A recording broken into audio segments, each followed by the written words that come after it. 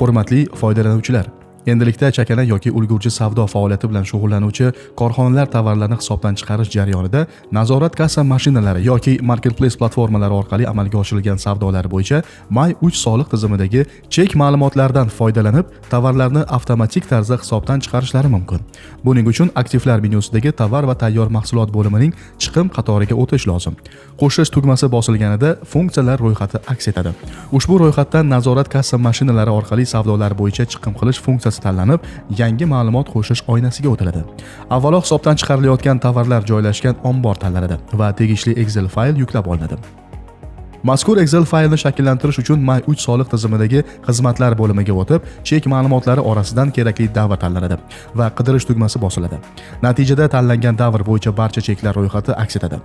Sahifaning quyi qismida ushbu ma'lumotlarni Excel formatda yuklab olish imkoniyati mavjud. Mazkur usul orqali nafaqat nazorat kassa mashinalari cheklari, balki marketplace platformalari cheklarining ma'lumotlarini ham yuklab olish mumkin.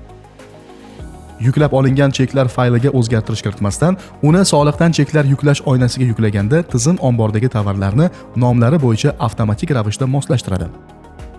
Shuningdek, naqd tushum, plastik karta orqali tushum va jami tushum ko'rsatkichlari avtomatik shakllantiriladi.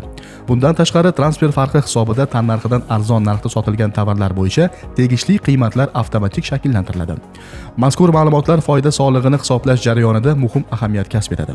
Agar ro'yxatda mos kelmaydigan holatlar aniqlansa, tanlang tugmasi orqali ombordagi mos tovarlarni qo'lda tanlab yakunlash mumkin. So'ng saqlash tugmasi bosilgach, tizim tovarlarni ombordan avtomatik tarzda hisobdan chiqaradi.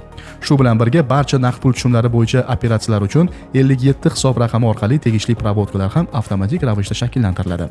Agar cheklarning soni ko'p bo'lsa, jarayonni 1 oylik davr kesimida emas, balki 10 kunlik davrlar bo'yicha amalga oshirish tavsiya etiladi. E'tiboringiz uchun rahmat.